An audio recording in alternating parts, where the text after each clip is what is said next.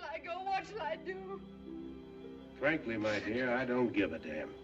Behave yourselves!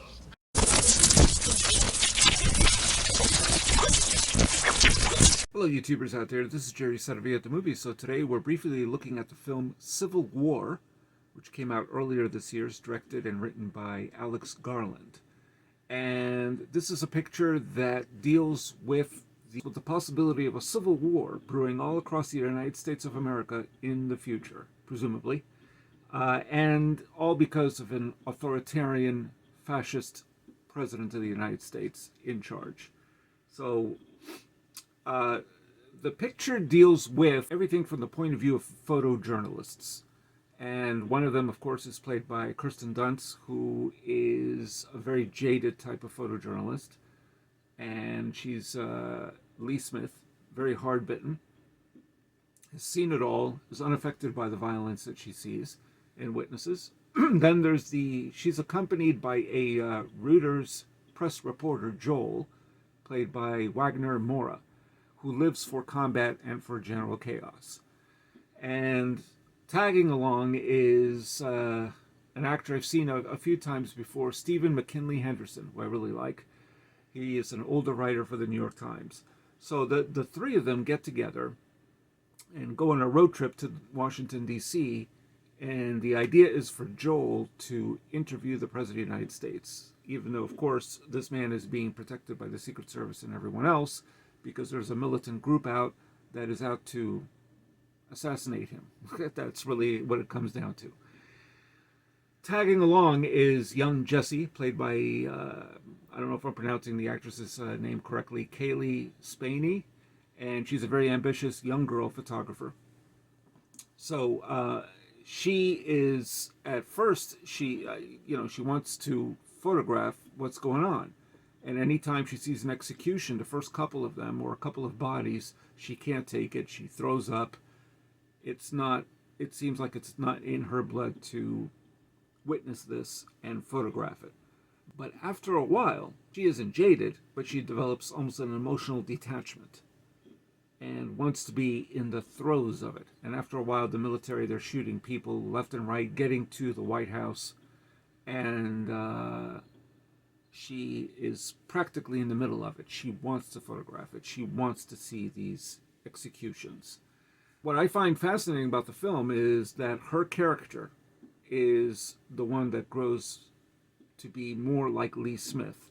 Lee Smith, at one point in the film, starts to suffer a breakdown, a real emotional breakdown. She's crying. She can't move forward.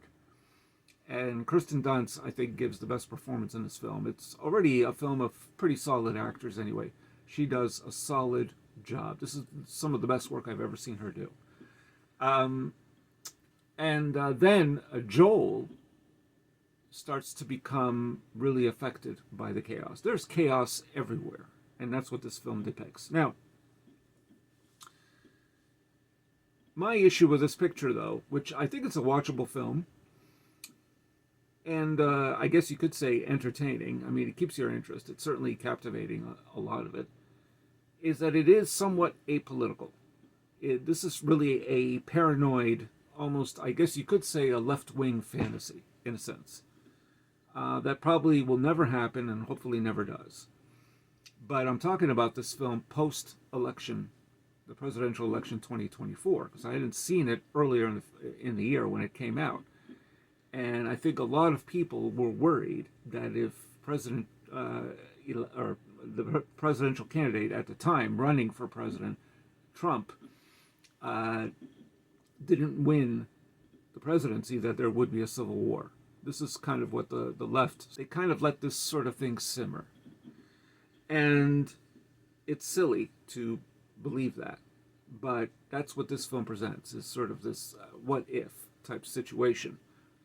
Even though the president as depicted in this film doesn't look anything like Trump or is meant to model Trump, but he is an authoritarian. He's practically a dictator. And he's also won a third term, which is really insane because, as you know, presidents can run for 2 terms and then that's it. But there is no real sense of politics in this film. It's it's in the horizon, like you sort of feel it, but you don't know really what the film is trying to say. Why did this war happen? Why is the military looking to kill the President of the United States? I mean, we can sort of understand that the fact that he's a fascist, but the film never deals with the politics. We don't know who represents who, in a sense. I mean, you could almost, maybe try to figure it out, but you're not sure. I mean, who's conservative, who's, liberal, etc.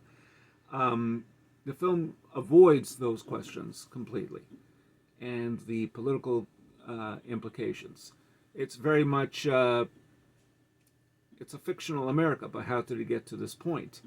And without the political stance, and I don't mean political party affiliation, we never, in a sense then, this film is really no different than a George Romero zombie apocalypse movie. I mean, it kind of has that look, except that there are no zombies, just humans killing humans.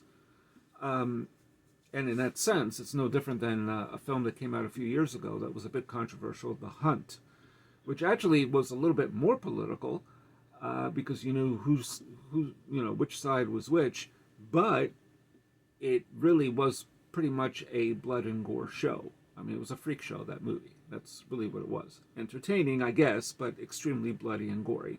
This film is not quite like that, but there is a lot of executions, and there are moments, in particular, I think it's Jesse Plemons appears in this film, plays a very racist soldier, very racist. And he encounters the press group and the photographers, and asks if they are all American and from what state. And two of them are Asian, and you can just imagine what happens. Now, one critic did mention that the film is almost, it's a way of looking at civil wars in other countries, and particularly the Ukraine, the war in Israel, that kind of thing. It's a way of identifying with other countries that go through this that the United States of America hasn't gone through. And that I thought was an interesting review, but I don't know if that was really the purpose of this film. I mean, it could have been. It's hard to say, though. So let's just hope this never happens. But some of it is a little scary, the film. It's the general chaos, suicide bombing, the bloody executions. It's just a lot of that in this film.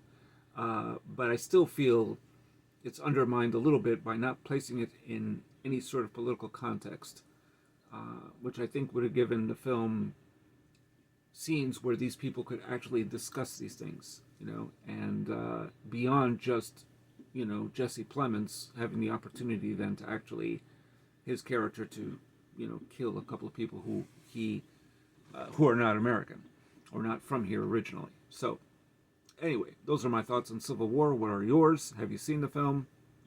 I think this is the first time I've seen a film by this director, Alex Garland. So I'll have to look at some of his other work. Let me your thoughts. Tell me what you think. And if you aren't a subscriber, please subscribe to my channel. And I do review movies on occasion and talk about certain types of films and film genres and whatever is going on in the world of cinema. And but if you are a subscriber, thank you. I've gained some new subscribers in the last few days. And just hit that notification bell for future uploads. Also, I want to give a shout out to Kelly Ann.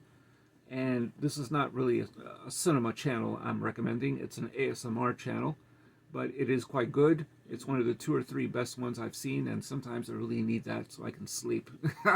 It does help, but she is one of the best ones, and I told her I would do this, so shout out to Kelly Ann. She does a good job, and check out her channel and tell her that I sent you there, please. And that's all I got to say about that. And this is Jerry Saravia at the Movies, signing off.